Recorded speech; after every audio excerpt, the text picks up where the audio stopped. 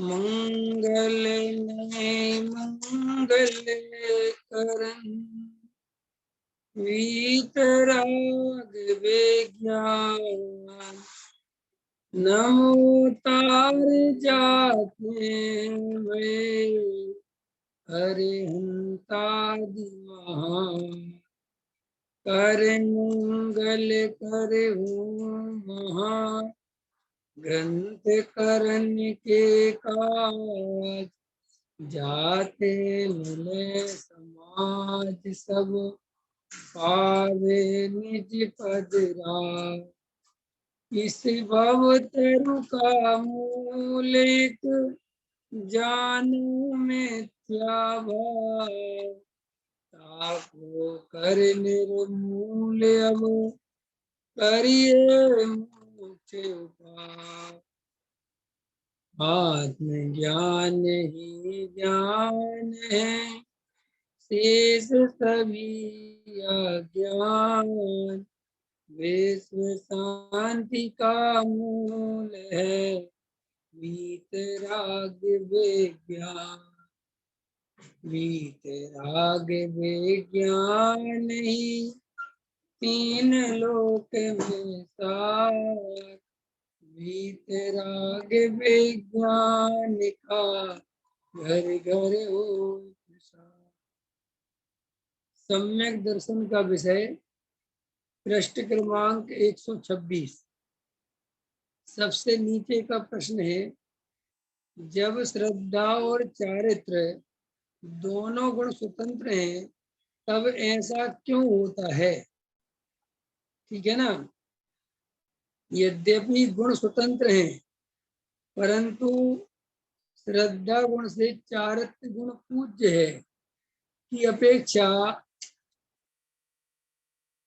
में इधर लेना 124 नंबर का पेज सबसे नीचे का पैरा। कसाय के होने पर भी सम्यक दर्शन हो सकता है और जीव एक भव अवतारी भी हो सकता है तथा अत्यंत मंद कसाय होने पर भी सम्यक दर्शन ना हो तो अनंत संसारी है। अज्ञानी जीव चारित्र के विकार को मंद करता है किंतु उसे श्रद्धा के स्वरूप की खबर नहीं होती। पहले यथार्थ श्रद्धा के हुए बिना कदापि भव का अंत नहीं होता। सच्ची श्रद्धा के बिना सम्यक चारित्र का अंश भी प्रकट नहीं होता। ज्ञानी के विशेष चारित्र न हो तो भी वस्तु स्वरूप की प्रतीति होने से वह दर्शनाचार में निशंक होता है। मेरे स्वभाव में राग का अंश भी नहीं है।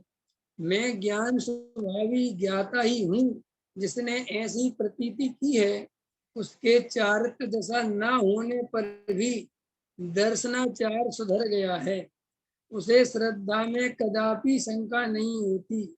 ज्ञानी को ऐसी शंका उत्पन्न नहीं होती कि राग होने से मेरे सम्यक दर्शन में कहीं दोष तो नहीं आ जाएगा, क्योंकि वह जानता है कि जो राग है, जो राग होता है वह चारित्र का दोष है, किंतु चारित्र के दोष से श्रद्धा गुण में मलिनता नहीं आ जाती। हाँ, जो राग होता है उसे यदि अपना स्वरूप माने अथवा पर में सुख बुद्धि माने तो उसकी श्रद्धा में दोष आता है। यदि सच्ची प्रतीति की भूमिका में अशुभ राग हो जाए तो उसका भी निषेध करता है। यद्यपि वह जानता है कि वह दोष चारित्र का है, वह मेरी श्रद्धा को हानि पहुंचाने में समर्थ नहीं है, तो अभी उसका निषेध करता है। ऐसा दर्शनाचार का अपूर्व सामर्थ्य है। देखो, मैं ये समझता हूँ कि ये जो पैराग्राफ हमने भी पूरा पढ़ा है, ये सारी दुनिया को पढ़ के सुनाना चाहिए। सब लोगों को पढ़ के सुनाना चाहिए, क्योंकि इसमें ही भूल छुपी हुई है। इसमें इतनी भूल छुपी हुई है, सबके अंदर कहीं ना कहीं यही चलता रहता है कि ये परिणाम जो हमें चल रहे हैं, इन परिणामों के होते हुए मैं सम्यक दर्शन कैसे प्राप्त कर सकता हूँ, और वो परिणाम क्या चल रहे हैं, उन परिणामों की क्या स्थिति है, उसका भी हमें कोई ठीक ठाक ज्ञान नहीं है। लेकिन हम जिन परिणामों को बुरा समझते हैं अथवा अशुभ भाव कहते हैं, वे परिणाम भी बुरे क्यों लगने लगे? क्योंकि हमें शुरू से उनके बारे में सुनाया गया, बताया गया। ख्याल में है ना? अब वो क्या है कि परिणाम तो सुधरे नहीं, परिणाम तो आते हैं, लेकिन ये समझा दिया कि परिणाम बुरे हैं। ख्याल में ना? इससे प्रॉब्लम क्या हुई कि अंदर हीन भावना भर गई। ख्याल में ना? समझाना था तो उस तरीके से समझाना था कि ये परिणाम बुरे हैं, अशुभ भाव हैं, लेकिन ये निचली भूमिका में जब तक जीव को सम्यक दर्शन की प्राप्ति और अप्रत्याख्यानावर्ण कसाय का भाव नहीं होता, तब तक ऐसे भाव आए बिना नहीं रहते। अगर इस तरीके से हम समाज को, दुनिया को समझाते, तो शायद हम लोग ज्यादा अच्छे से सहज होकर रह पाते। हमारे अंदर मायाचार की जो प्रवृत्ति पनप गई है, आज जो जगह जगह मायाचार है हमारे अंतरंग में, उसका कारण क्या है? कारण ये है कि सुनील जी, हम तुम्हें परिणाम बता नहीं सकते अपने कि हमारे परिणाम कैसे चल रहे हैं। आप अपने परिणाम मुझे नहीं बता सकते, क्योंकि हम परिणाम एक दूसरे को इसलिए नहीं बता सकते क्योंकि उन परिणामों की बहुत निंदा की गई है। अगर हम आपको वो परिणामों के बारे में बताएंगे तो आप मेरे को गलत आदमी समझोगे, आप कहोगे तो चारित्रहीन व्यक्ति है, ये तो बहुत बेकार है। तो उससे क्या होता है कि वे अंदर परिणाम चलते भी रहते हैं और हम किसी को बता सकते नहीं, और हम अंदर से उसके कारण, उन परिणामों के कारण अपने को हीन समझते हैं। हीन माने मुझे सम्यक दर्शन की प्राप्ति हो नहीं सकती, और सम्यक दर्शन अगर प्राप्त हो गया होता तो ऐसे परिणाम हो नहीं सकते थे। ये भूल, ये अज्ञान बहुत लंबे समय से अधिकतर बहुत सारे जीवों का चलता ही रहता है। इसलिए हम सबको गहराई से पहले समझो कि भाई, आपको पता है, किसी को कुछ समझ में तो आता नहीं, ये वर्तमान योग के ग्रंथ क्यों लिखे गए? वर्तमान योग के ग्रंथ इसलिए भी लिखे गए, करणान योग में गुणस्थान की परिपाटी क्यों समझाई गई, अनंतानुबंधी कसाय में कैसे कैसे परिणाम होते हैं, ये कसाय अधिकार आचार्य भगवंतों ने लिखे हैं। ये क्यों लिखे हैं? इसलिए ही तो लिखे हैं कि जीव को इनका सम्यक ज्ञान अगर होगा, उसको पता होगा कि भाई चौथे गुण स्थान वाले इतने सारे सम्यक दृष्टि हुए और राजा महाराजा हुए, और उनके क्या क्या परिणाम रहते थे, क्या क्या परिस्थितियां रहती थी, फिर भी वे सम्यक दृष्टि बने रहते थे। तो ऐसे ही वर्तमान में अगर मेरे परिणाम भी कोई ऐसे चल रहे हैं, तो इन परिणामों से इतना नहीं घबराना कि साहब मेरे को तो सम्यक दर्शन हो ही नहीं सकता। और फिर ऐसी शिक्षा भी मिलती है जगह जगह कि परिणाम बिगड़े हैं, परिणामों का तो ठिकाना नहीं है, सम्यक दर्शन कैसे प्राप्त करोगे? तो देखो, इस पैराग्राफ में मुझे ऐसा लगता है कि जगत में अगर सबसे ज्यादा स्पष्ट कहीं ये बात कह दी है तो यहाँ कह दी गुरुदेव से, इतनी स्पष्ट कहीं नहीं मिलेगी।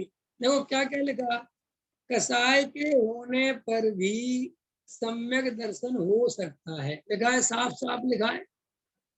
अब साहब हमें पता ही नहीं है साहब कसाय के होने का मतलब क्या है। देखो, मुझे क्रोध, मान, माया, लोभ, ये 4 प्रकार की कसाएं हैं, और एक क्रोध, मान, माया, लोभ के परिणाम है। इनके रहते हुए भी अगर जीव वेद ज्ञान करे, सच्चा स्वरूप समझे, तो भाई साहब सम्यक दर्शन हो सकता है। और तो कितनी बड़ी बात लिख दी, एक भव अवतारी हो सकता है। अच्छा, एक भव अवतारी हो सकता है कि नहीं हो सकता है? हैं? अरे भाई, रामचंद्र जी का जीवन देखो, ख्याल में है ना? भरत जी का जीवन देखो, सबका जीवन देखो, जितने जितनों का है, सब कितने कितने प्रसंग, कसाय, युद्ध, लड़ाई झगड़े, और उसी भाव से मोक्ष चले गए। कितनों का जीवन है, ये तो अपन को पता है। रावण के कितने सारे कुंभकर्ण आदि सब मोक्ष गए हैं ना अपने यहाँ पे। तो भैया सबके सब ज्ञान से विचार करो तो ये वर्तमान कसाय से गुरुदेव श्री कह रहे हैं तुम्हें अपनी माप नहीं करनी चाहिए। और क्या कहते हैं, तथा अत्यंत मंद कसाय होने पर भी सम्यक दर्शन ना हो तो अनंत संसारी है। अब कोई जीव के मंद कसाय है, कर्म का उदय बिल्कुल मंद है, उसको ज्यादा पंच इंद्रिय विषय भोगों के विकारी भाव ज्यादा दिखाई नहीं देते, तो भी अगर सम्यक दर्शन नहीं है तो उस जीव को अनंत संसार में अभी देव का त्यों चल रहा है। अज्ञानी जीव चारित्र के विकार को मंद करता है। देखो क्या गजब बात, देखो समझो, किंतु उसे श्रद्धा के स्वरूप की खबर नहीं होती। आप देखो, दूसरों को मत देखना, अपने आप को देखना। हम सब भी क्या करते हैं, हम सब वर्तमान में जितना भी जीवन है हम भेद ज्ञान नहीं करते। हम ये नहीं समझते कि ये परिणाम मेरे नहीं है, इस शरीर का क्रिया करता मैं नहीं हूँ, ये पूजा पाठ भक्ति का करता मैं नहीं हूँ, ये नहीं समझते। हम क्या करते हैं कि और पूजा पाठ करो, और मंदिर में समय लगाओ, और अब खाने पीने में मर्यादा करो, गुरुओं के पास जाओ, उनकी भक्ति करो, और प्रवचन सुनो, और स्वाध्याय करो। हम ये सब सोचते हैं इससे हमें सम्यक दर्शन हो जाएगा। और देखो साफ साफ लिख रहे गुरुदेव का, अज्ञानी जीव चारित्र के विकार को, ये विकार है, क्रोध मान माया लोग, इनको मंद करता है, माने इनमें अपनी बुद्धि लगाता है और सोचता है इससे मुझे सम्यक दर्शन हो जाएगा। और साथ में ये भी पढ़ता रहता है कि मुनि व्रत धार अनंत बार गिरेविक उपजाए। पढ़ाई ये भी चलती रहती है और उपाय वही का वही करता रहता है। जैसे देखो अपन ने एक कहानी सुनाई थी ना पहले कि एक गुरुजी तोते को पढ़ाते हैं, शिकारी आता है, जाल बिछाता है, दाना डालता है, और दाना खाने में जाते हैं और जाल में फंस जाते हैं। इसलिए हमें दाने के लालच में नहीं पढ़ना चाहिए और दूर रहना चाहिए। तो गुरुजी ने उसको 15 दिन महीने भर बहुत सिखाया, तोता सीख भी गया। अब तोता डाल पे बैठे बैठे यही मंत्र बोल रहा है, शिकारी आता है, जाल बिछाता है, दाना डालता है, और दाने में हम खाने जाते हैं और फंस जाते।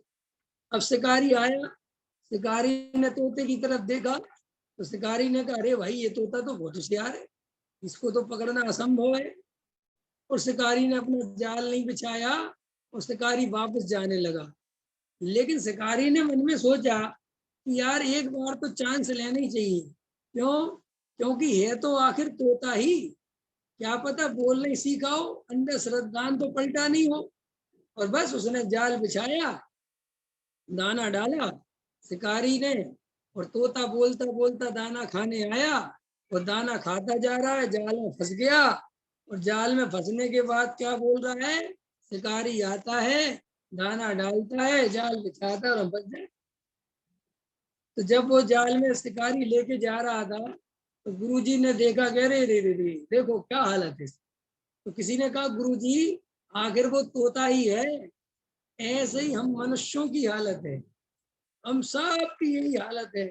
बातें सब इतनी बढ़िया बढ़िया सीख जाते हैं, इतनी बढ़िया बढ़िया बातें करते हैं, हम अकर्ता हैं, हम ज्ञान स्वभावी हैं, हम तो जानने देखने वाले हैं, हम तो कोई करता धरता है ही नहीं, हम तो बस ज्ञाता दृष्टा है।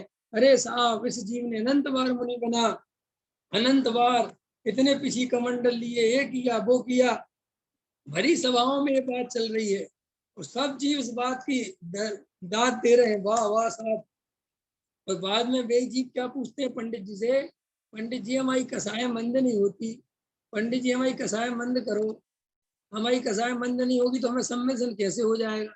ख्याल में है ना, हमारा पूजा में ज्यादा मन नहीं लगता, हमारा जो है स्वाध्याय में ज्यादा मन नहीं लगता, हमारे खाने पीने में ज्यादा त्याग नहीं बढ़ता, हम अष्टमी को भी साहब एक हरी ले लेते हैं। ओहो, सारी मेहनत वहीं के वहीं है सारी। ये नहीं कोई कहता कि मेरी श्रद्धा नहीं पलटती, आज तक कोई व्यक्ति तुम्हें, मेरे को तो अभी तक कोई मिला नहीं जो मुझसे ये प्रश्न करे कि साहब इतने तत्व विचार करने पर भी श्रद्धा क्यों नहीं पलटती। मुझे ऐसा व्यक्ति ढूंढे नहीं मिलता। ऐसे तो खूब मिल जाते हैं साहब, हम इतने स्वाध्याय सुनते हैं, हमारे परिणाम नहीं सुधरते। हमारे परिणाम नहीं सुधरने का मतलब क्या है?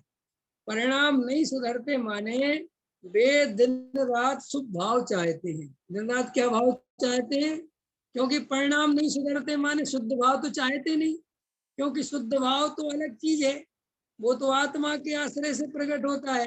तो फिर ये परिणाम परिणाम परिणाम की जो रट लगी रहती है, वे चाहते हैं कि सुबह प्रक्षाल के परिणाम, भगवान के अभिषेक देखने के परिणाम, फिर पूजा करने के परिणाम, फिर स्वाध्याय करने के परिणाम, और उनके बीच में कोई अशुभ परिणाम नहीं, फिर दान देने के परिणाम, मुनिराजों के दर्शन के परिणाम, फिर उसके बाद भोजन करने जाएं तो जैसे मुनिराज इतनी शांत मुद्रा में इतनी शांति से भोजन लेते हैं, ऐसे ही हम भी बिल्कुल शांति से भोजन लें।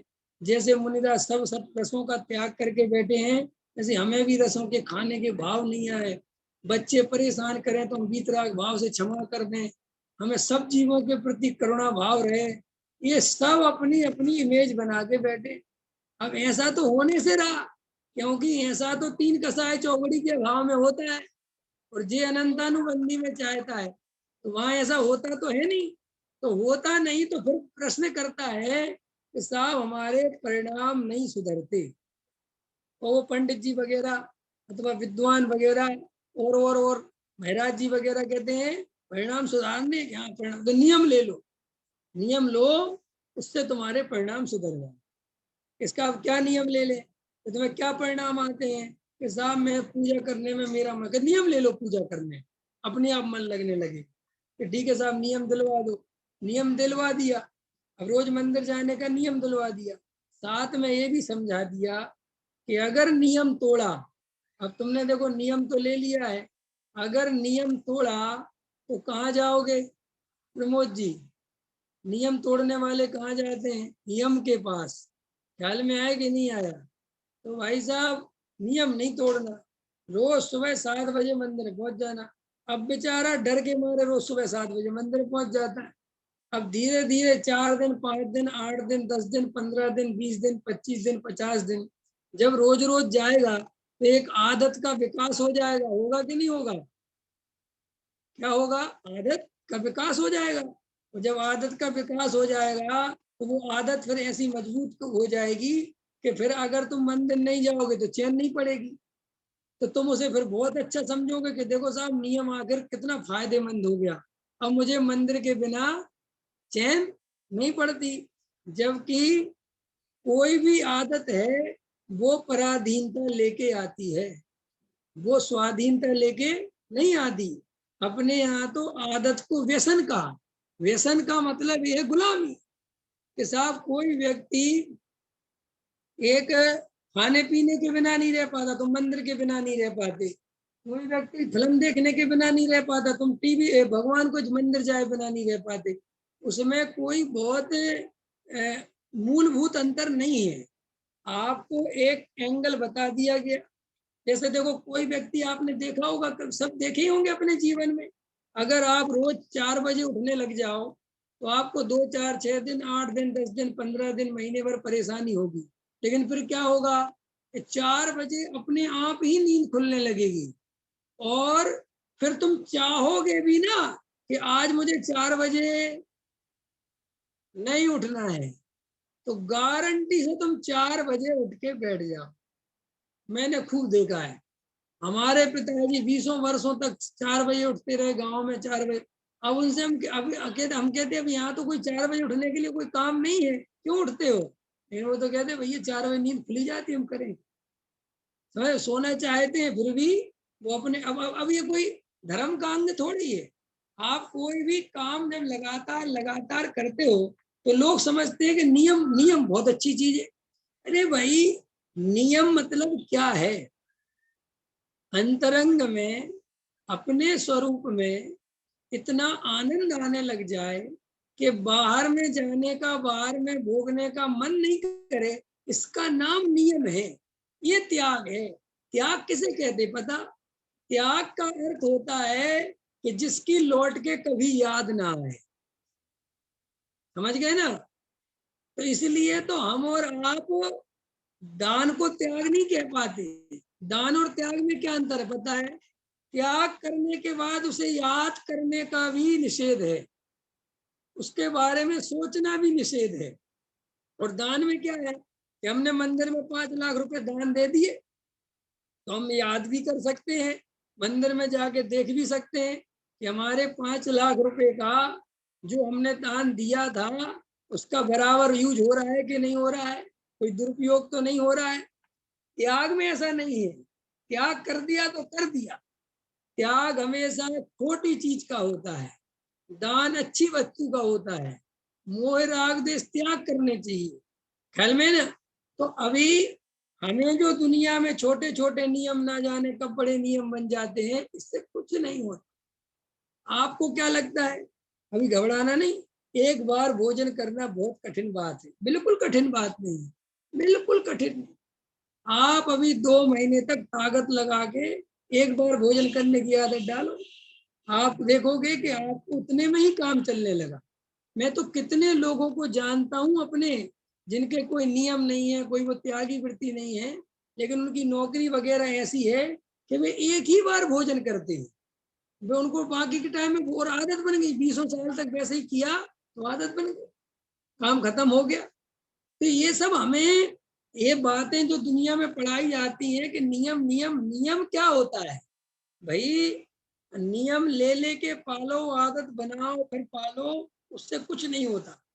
आपको अंतरंग से ही ऐसा सहज में ही आनंद आने लगा कि सहज ही आपको लगा कि अब इसकी जितनी बात खत्म हो गई।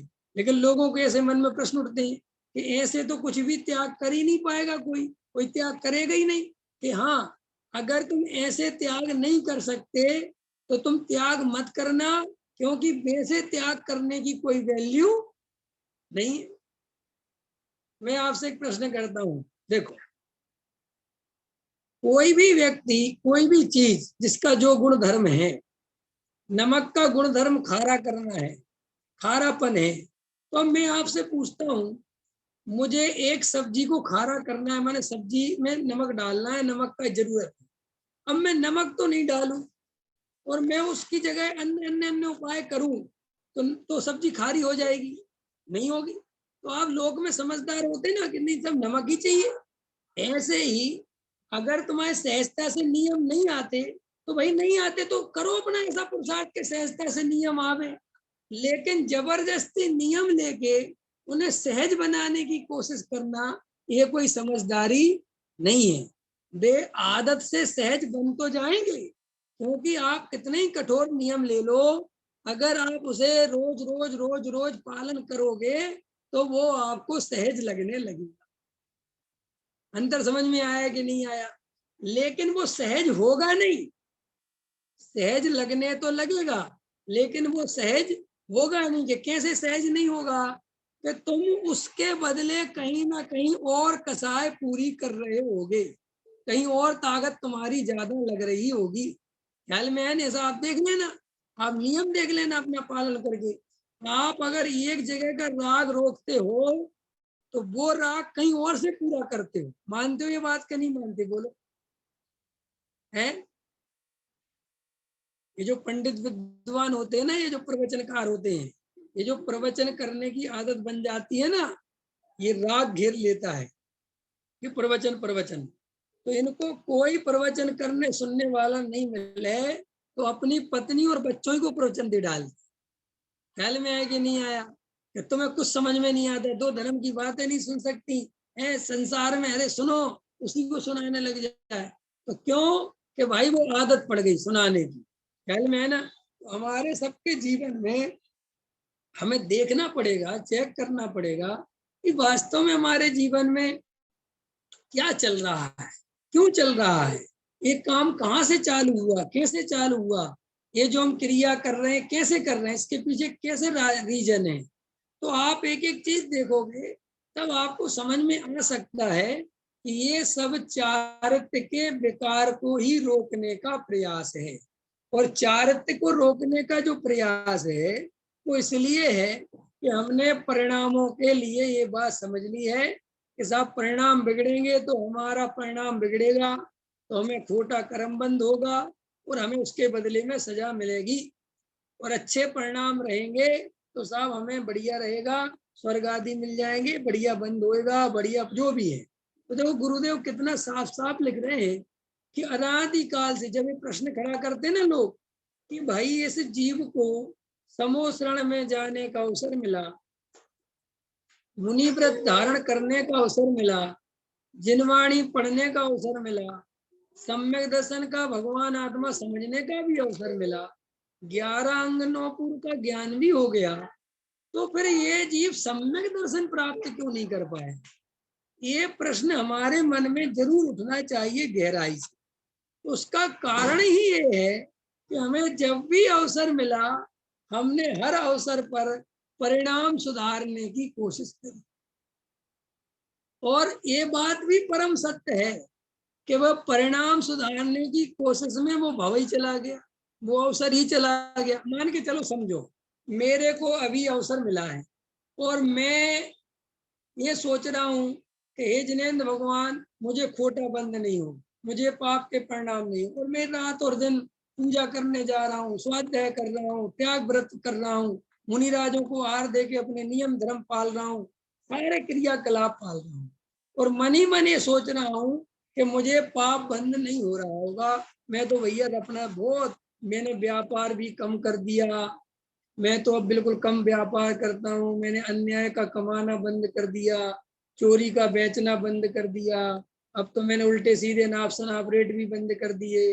अब ये सब देखना, आपकी जो कुछ परिस्थितियां हैं, जो कुछ है सुधार, ये सब एक प्रकार से देखा जाए तो पाप की जगह पुण्य है, पुण्य परिणाम है। अब ये पुण्य परिणाम से ही कहीं ना कहीं जीव संतुष्ट होता है, उसको लगता है कि अभी ठीक है। अब ये जीव मान के चलो मर जाए, ये गति तो बदलेगी, तो गति बदलेगी और पुण्य बांधा है तो देवगति में जाएगा। तो देखो क्या होगा, देव गति में जाएगा तो यहाँ पर इसने ज्ञायक भगवान आत्मा निकसाय ज्ञायक स्वभाव को तो जाना नहीं, बस ये पुण्य की उसमें पड़ा रहा। तो इस मनुष्य गति में ऐसी व्यवस्था है कि यहाँ से जीव को दो रास्ते मिल सकते हैं, पुण्य का भी फल आता है, कभी कभी पाप का भी फल आता है, कभी रोग आता है, कभी निरोगी रहता है, कभी माया होती है, कभी गरीब रहता है, कभी सुंदर शरीर होता है, कभी वही शरीर कुरूप हो जाता है, कभी वो शरीर अच्छा लगता है, कभी बुरा लगता है, कभी भोजन बढ़िया मिलता है, कभी भोजन बढ़िया नहीं मिलता है, कभी बच्चे आज्ञाकारी होते हैं, कभी आज्ञाकारी नहीं होते हैं। तो इस मनुष्य भाव में ये बात बार बार समझ में आती है कि पुण्य पाप का उदय, पुण्य पाप का उदय, पुण्य पाप का उदय, समझना गहरी बात। तो यहाँ पर जीव बुरा भाग लगाने लगता है कि पुण्य पुण्य पुण्य पुण्य करो, वरना देखो भैया ये जो कुछ मिला है पुण्य के उदय से मिला है, जो कुछ मिला है पुण्य के उदय से मिला है। क्यों? ये बीच बीच में पाप के थपेड़े पड़ते रहते हैं, तो ये पुण्य की तरफ भागता है। देव गति में ऐसा नहीं होता, देव गति में हमेशा क्या चलता है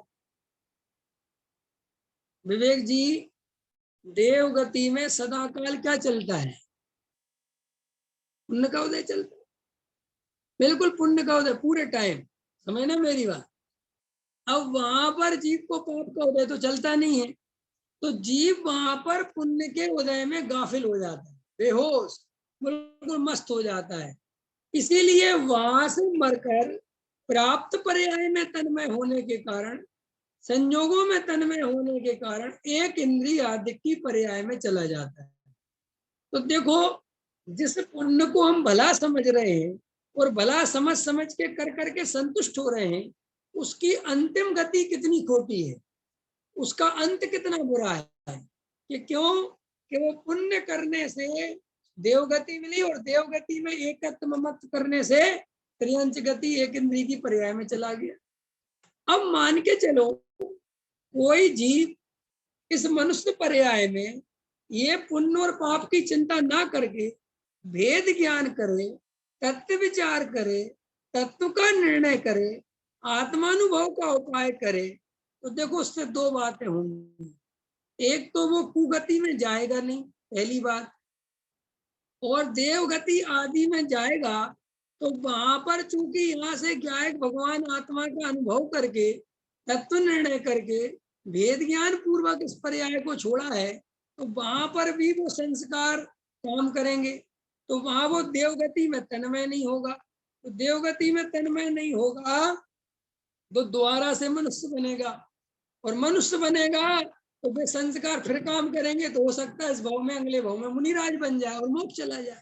माने हम अगर गणित भाग भी लगाएं तो भी पुण्य का भाग ठीक नहीं है, पुण्य की तरफ झुकना समझदारी नहीं है, तो सब पाप की तरफ, कि पाप की तरफ और पुण्य की तरफ, ये बात ही ठीक नहीं है।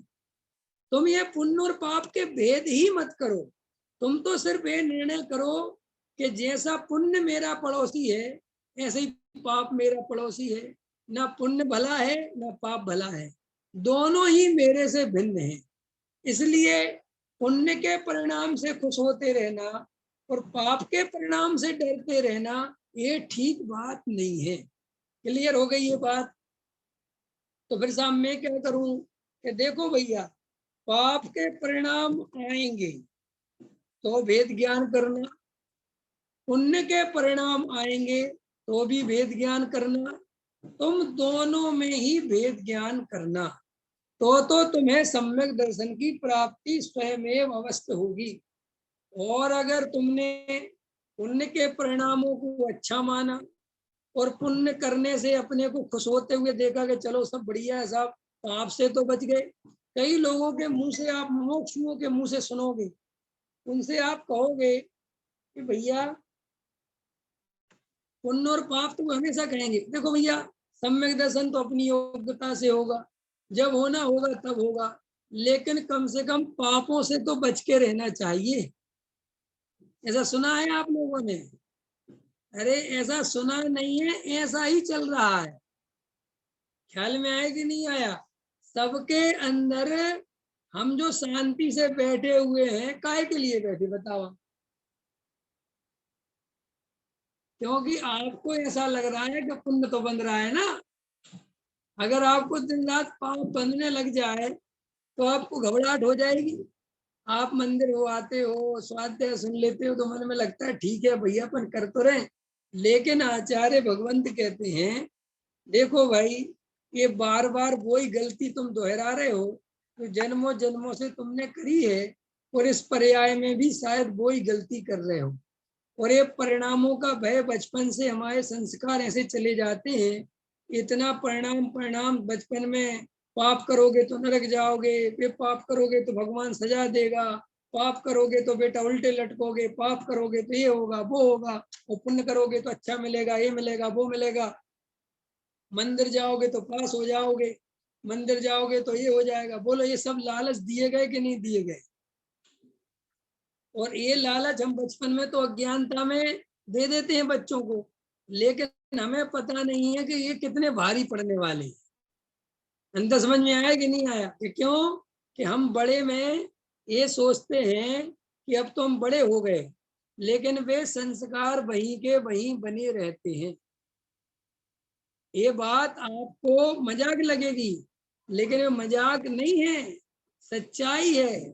बचपन में लोगों को जो बार बार सिखाया जाता है वो अचेतन मन में इतनी गहराई से बैठ जाता है कि वो ऊपर से तो कहता है कि भगवान कुछ करता धरता नहीं है, भगवान का कोई लेना देना नहीं है, लेकिन मंदिर में जब कोई काम होता है, घर गृहस्थी का है ना, व्यापार का, तो महावीर भगवान की जय, यात्रा पे जाता है तो कहता है भगवान पंच परमेष्टि भगवान की जय।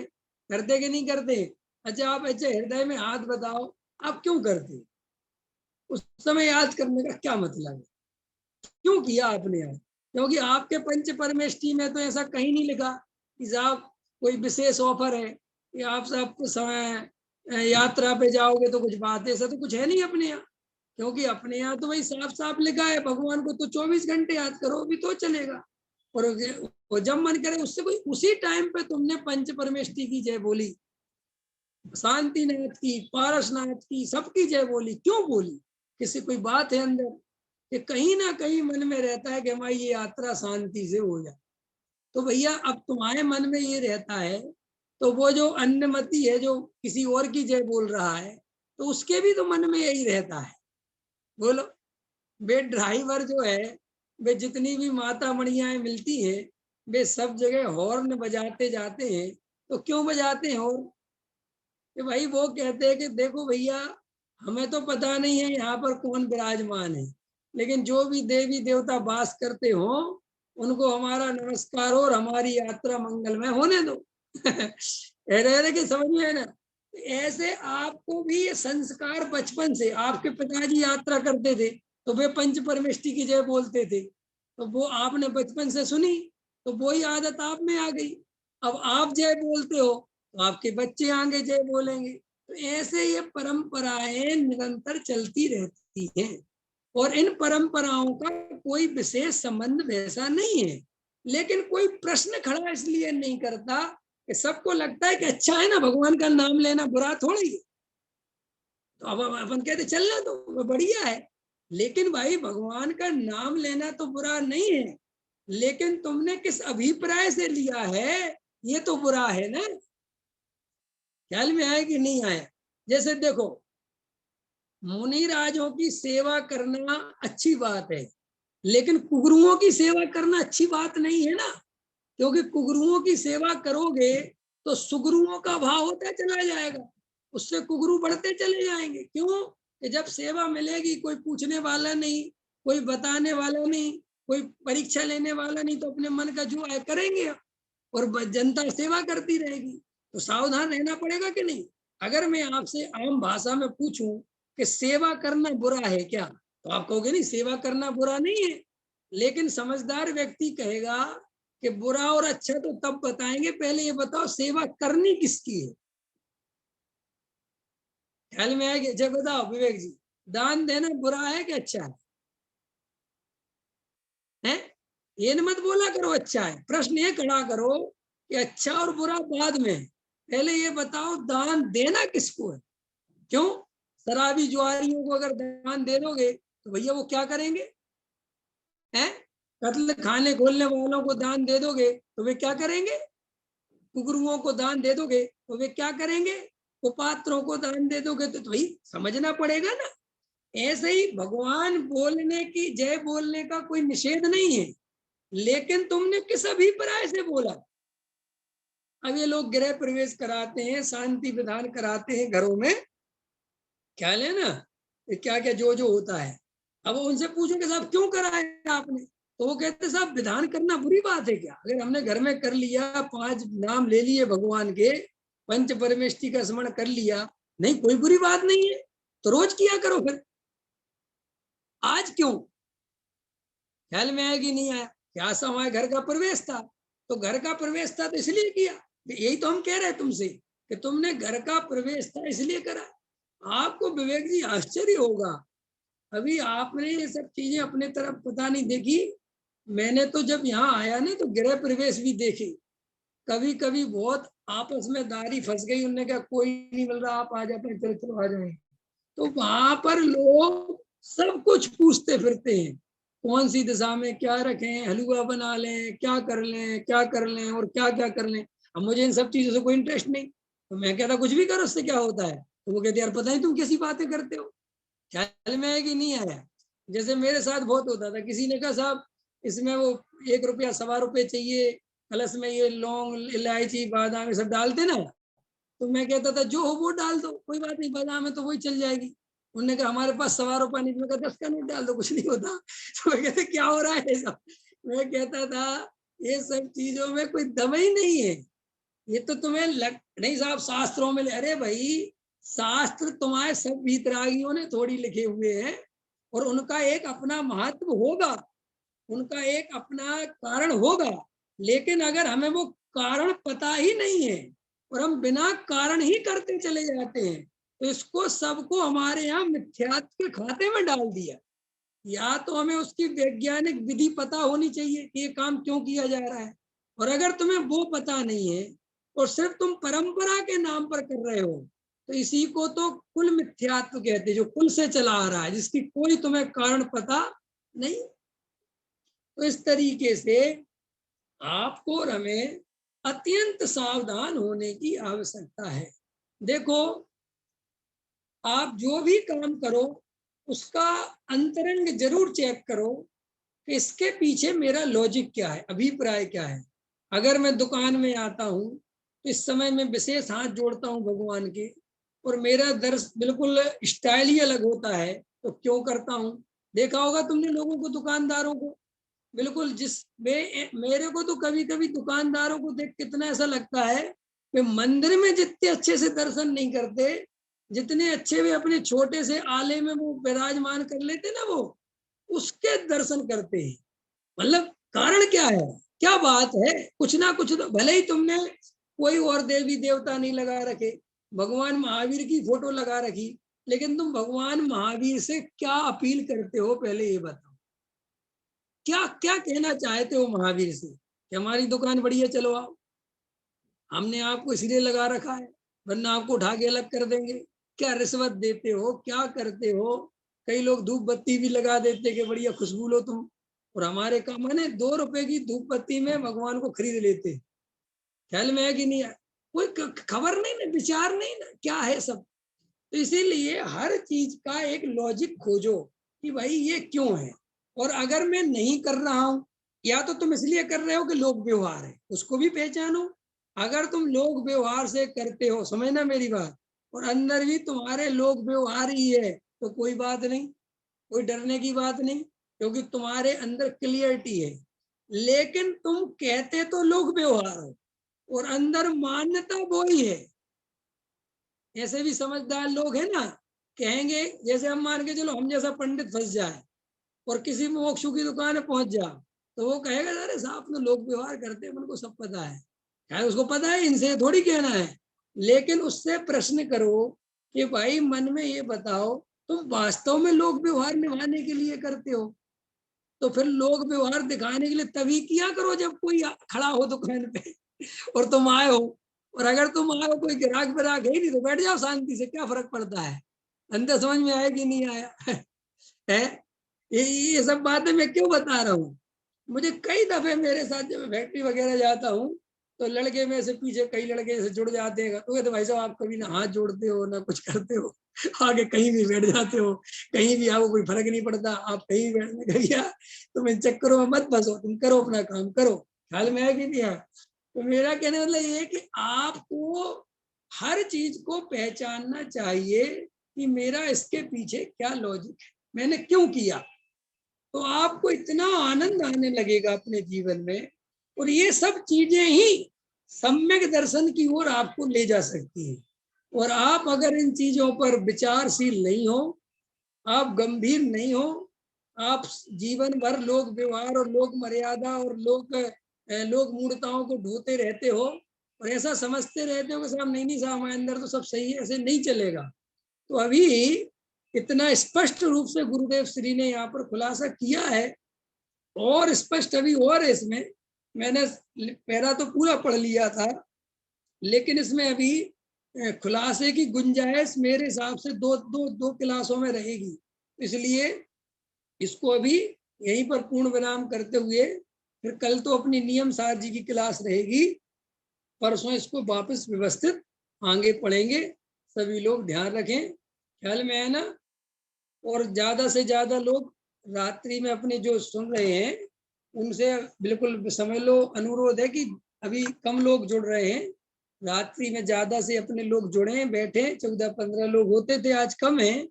ज्यादा लोग जुड़ेंगे बैठेंगे तो क्लास का भाव बना रहेगा, क्योंकि अभी यहाँ तो लॉकडाउन खुल गया है और सुबह की क्लास भी मेरी प्रारंभ हो गई है। ख्याल में ना, सुबह का प्रवचन आता है।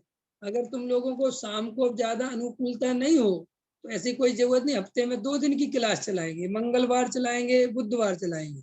बाकी दिन सुबह मेरा जो प्रवचन आता है मोक्ष मार्ग प्रकाशक का, वो आप शाम के टाइम बहुत शांति सुन सकते हो। वो भी बहुत अच्छा विषय चल रहा है।